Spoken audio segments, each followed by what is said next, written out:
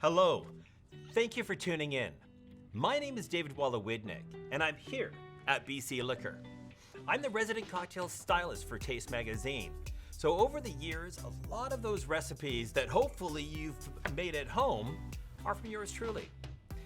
This lineup of cocktails is all about low ABV or low alcohol cocktails because you don't always want to have a cocktail that's super high in alcohol. Well, this cocktail series is for you. This one is a sherry cobbler, specifically an autumn sherry cobbler. Now, if you're wondering about the name cobbler, you remember cobblestone streets, right? Well, those cobblestone streets were named for the irregularity of those cobbled stones. Well, crushed ice used to be called cobbled ice for that very same reason, because of the irregularity of those forms of ice. So we're gonna start off by taking the cobbler shaker and start adding some ingredients. In this case, the sherry that we're using is by González Byass, Pepe, a dry sherry, wine-based. When you buy it, you open it, put it in the refrigerator. In fact, actually put it in the refrigerator first because it is best served chilled. It's wine-based, so it does have a timeline. Drink it within a couple of weeks. So either on its own or in a cocktail, it's best when fresh. To the cocktail shaker, we're going to add 2 ounces, which is 60 mils. Next up, a cobbler should have a sherry, it should have a slight sweet component, and classically a slice of orange. We're gonna keep the orange in, we'll talk about that in a second, but the sweet component, we're gonna use an almond syrup called orgeat. It also has a little bit of orange water and rose water. Almonds and sherry are a perfect combination. Now to bring back or pull back on the sweetness, then same amount, half an ounce or 15 mils of lemon juice. Let's add a seasonal component, the autumnal cranberry, 1 ounce, which is 30 mils. And keeping in with that classic flavor profile of the orange, we're going to add in 3/4 of an ounce, which is 22 mils of freshly squeezed orange juice. We're gonna add some ice to this cocktail shaker.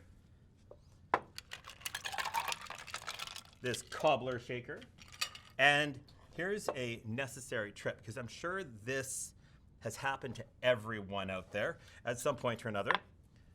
When you put these pieces together, don't fix them hard. It'll be really difficult to get them apart, especially with the top. We're just gonna put them on gently.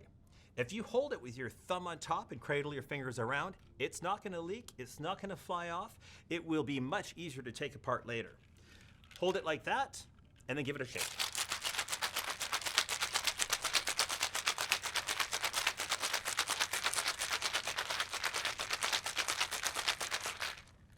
Okay, now we need to get some cobbled ice or crushed ice into this glass.